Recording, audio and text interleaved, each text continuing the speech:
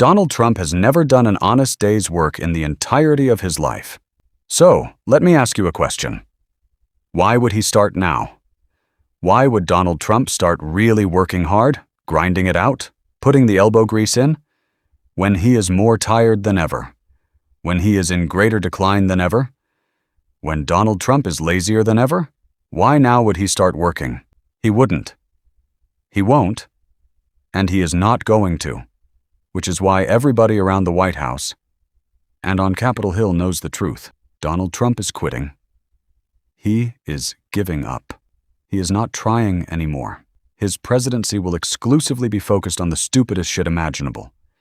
And if he is asked to do real work to help his party, to defend his party, to fundraise for his party, to campaign for his party, Donald Trump is going to say no, because he's not working anymore. He's focused on one thing, and that is shitty decorating. That's it. And it's where I want to start before we get to a report about how Trump has just given up. Scaffolding of the White House North Portico today, where workers are working on the columns in one of Trump's remodeling projects. And he shared a photo of new gold signage around the West Wing, saying he's, quote, revamped it and planted maple trees. Now, you guys obviously spent plenty of time with Trump for this book. When you interviewed him, Jonathan, one of the first things he said to you, I understand, was that he ordered maple trees for the White House. And just you guys have so much reporting in there, but about the arch and about the pool and about the renovation and about the ballroom. How much time does Trump spend thinking about these things compared to the other things that you do as president of the United States, like, conduct a war or deal with the economy? An enormous amount of time. We have a scene in the book where several aides are in the room for a highly classified defense briefing. And sorry, this guy walks in, like salt of the earth kind of looking guy, and he's holding up stone samples for the patio that Trump's building, the Rose Garden. It's just like an extremely classified, sensitive national security meeting. This guy just walks in. He's clearly got essentially walk-in privileges to the Oval. And so Trump gets up, they're looking out at the Rose Garden. He goes outstairs, outside, he gets on the phone, he's calling his other guy. He talks about his gold guy. He's got a gold guy who brings the gold in. We have a scene in the book where the press secretary, Caroline Leavitt, walks into the Oval Office. This is early in the term last year. And Trump is there supergluing a gold applique onto the fireplace. So it's an enormous amount of his time. When we went in and saw him, the war in Iran was the furthest thing from his mind. I mean, he had the photographs of the maple trees on the Resolute desk. He had images of the ballroom, which he wanted to show us. He was proud that the columns were apparently going to be bigger than the columns at the Supreme Court. Maggie Haberman and Jonathan Swan have done some excellent coverage of Donald Trump's cognitive decline and the collapse of his White House generally. And I really think this point about Donald Trump wanting to be the First Lady? What? And no, that's no offense to First Ladies who have actually done some great work, remodeling the White House, refitting in Oval Office. The Rose Garden was beautiful because of Jackie Kennedy. Donald Trump and Melania, of course, decided to fuck it up as much as humanly possible. But they've done great reporting on what is happening inside the Trump administration. And clearly what is happening inside the Trump administration is nothing good. There have been so many resignations lately, people getting out and cashing out so they can go work in some private practice, some lobbying, some whatever, and still make money. While Donald Trump is not a lame duck president, which he will be soon, and he clearly has no interest in trying to prevent that reality. Now, that is important for two reasons. The first is the most obvious. It means that Donald Trump is deeper into cognitive decline than many could imagine. But the second is also important, because it has to do with the midterms. I want to talk about what I mean after this article detailing how the president has just given up and lost interest. Trump's own aides admits he's lost interest in his job. The president's aides say he does not like hitting the campaign trail unless it's to get himself elected. Donald Trump is quitting on his fellow Republicans. Donald Trump's aides admit that their boss has little interest in traveling across the country to prop up weak GOP candidates for the midterms, a new report alleges. Anonymous aides tell CNN that Trump will finally embark on a long-awaited tour to energize MAGA voters, but that traveling across the country to stump for other politicians is not a part of the job he enjoys. He loves to travel, but he hates to travel and aid, told the outlet. They added, once he's traveling, he's like, why am I doing this? I want to be doing other things. The report on Trump's reluctance to hit the campaign trail comes as he finally gave the okay for Republicans to use millions from his personal PAC to support vulnerable Republican candidates in November. As fears grow that the GOP will lose its majorities in both chambers, without a doubt, we've got to make sure we get some of these voters who show up for Donald Trump in presidential elections to show up for these congressional, and iAdvisor told the network. Yet, GOP lawmakers also worry that Trump could become a liability heading into the midterms, as Republican voters increasingly frustrated with the president over the war in Iran and his lack of concern for the affordability crisis and rising gas prices. Reached for a comment, a White House spokesperson, Olivia Wales, told the Daily Beast that Donald Trump is the unequivocal leader of the Republican Party who is committed to maintaining Republicans' majorities in Congress, although he doesn't want to travel or campaign or do anything. Despite Trump's high disapproval ratings over his handling of the economy, the president has told Punchbowl News plainly he will not take the blame if his party loses in November. So not only will he not campaign, he won't take accountability. The question is, will they vote? He said, before supplying his own answer. They're angry at Republicans, but they're not angry at me.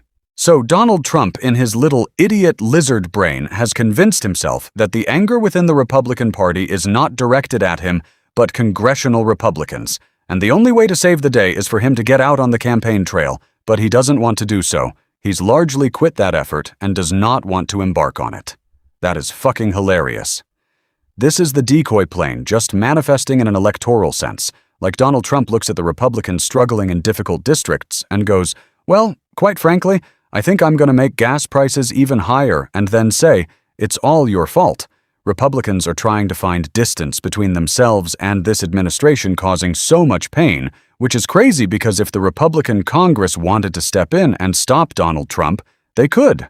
But as we reported in a previous video, today Mike Johnson has effectively said, well, Donald Trump is responsible for the war, so if costs are high, it's because of that. It's not because of us. And they want to create that distance. And Donald Trump, he doesn't want to create that distance. He wants to blame Republicans in Congress.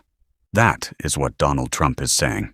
The problem is, so he's quit on the idea of campaigning. He's quit on the idea of helping these people. He's just generally giving up. And I wouldn't be surprised given how much of a liability the poopy diaper president who passes out in public constantly is. I wouldn't be surprised if the whole idea of Trump going out on the trail was scrapped. And you might say, well, that might actually be good, because the more people see from him and hear from him, they're repulsed. But Republicans, they need the type of voters that Donald Trump turns out to turn out, because if they're losing Republican voters to, I fucking hate this guy, and losing Trump voters to the couch, that is a recipe for disaster, right? And that's something that we usually see in off-year elections. The type of voter who will only turn out for Trump is less animated, right? We see people who are, paying attention a little bit more. Those high-propensity voters, they're usually leaning left. They turn out. And that's a recipe for disaster for Mike Johnson and Donald Trump. Two people very clearly do not give a fuck about you, and they never do. They never will. They never have. And the war on Iran is a perfect example of this. Mike Johnson is a radical, ridiculous Christian Zionist who, by the way, is just as anti-Semitic as the right claims the left is, which is not true. The fucking right is anti-Semitic. We got Donald Trump eating dinner with Nick Fuentes. This is fucking ridiculous. But Mike Johnson is like, well, we gotta protect Israel because, when Jesus comes back to save me because he loves that, I've been, kicking food kids off of a food assistance and electing a pedo president? Yeah. When Jesus comes back to save me and my salvation, it's going to be in Israel. And of course, Donald Trump has just been sweet-talked by Bibi Netanyahu and got billions of dollars from and campaign donations from his friends who love Israel more than they love the U.S. That's Miriam Adelson and Larry Ellison, of course, David Ellison as well. It's a family affair, of course, putting Israel first rather than the United States. But all of this is to say people fucking hate the Republican Party. Why wouldn't they? Why wouldn't they? Especially with the war they are waging with no purpose whatsoever, jacking up your costs, killing Americans, wasting our tax dollars also on what troops can't eat. Pete Buttigieg broke it down right here. Many jobs over the years, and we have heard about just these awful conditions and the food shortages and the mental health crises on the Abraham Lincoln. I want to play Trump's response yesterday when he was pressed about it and get your reaction on the other side. Family members of U.S. service members are concerned about the conditions on board the USS Lincoln. Well, no, that ship is moving. No, they're not. That ship is moving right now, or very shortly, and it's being replaced with another very similar ship. Has the deployment gone on too long? No. Not nearly long enough. He said not nearly long enough, Mr. Secretary. He needs to show some respect to the troops that he is sending into harm's way, and he has done the opposite. The way he is talking about and, more importantly, treating military members and military families is completely unacceptable. You know, when you sign up to serve, and I know what that's like, you do so knowing that the top of your chain of command, the Secretary of Defense, the President, maybe from this party or that party over the course of your military career, it's not supposed to matter because it's not about politics for you. But the way that it's happening right now is that they have sought to politicize the military. They have undermined the military in so many ways while claiming to do the opposite. Just yesterday in the airport, I had two different active duty troops come up to me talking about some of the pressure they feel that they're under and the distractions they're experiencing because of what's happening at the top of their chain of command, which just should not be their problem. And then to think of the actual conditions that these deployed sailors are going through.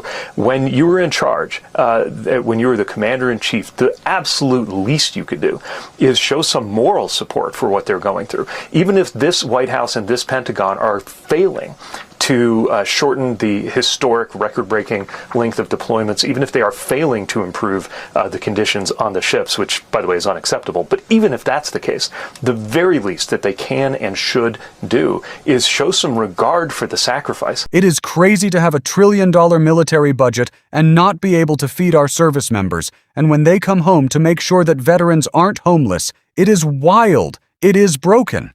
If Donald Trump and J.D. Vance want to talk about fraud, look at the fraud at the Pentagon that gives Don Jr. billions of dollars in loans and contracts. How about we take a look at that fraud first? We are certainly going to on this show, and if you want to support that, as always, you can hit that subscribe button, leave a like on this video. If you stuck around to the end, drop a blue heart in the comments. And until next time, I'll see you soon.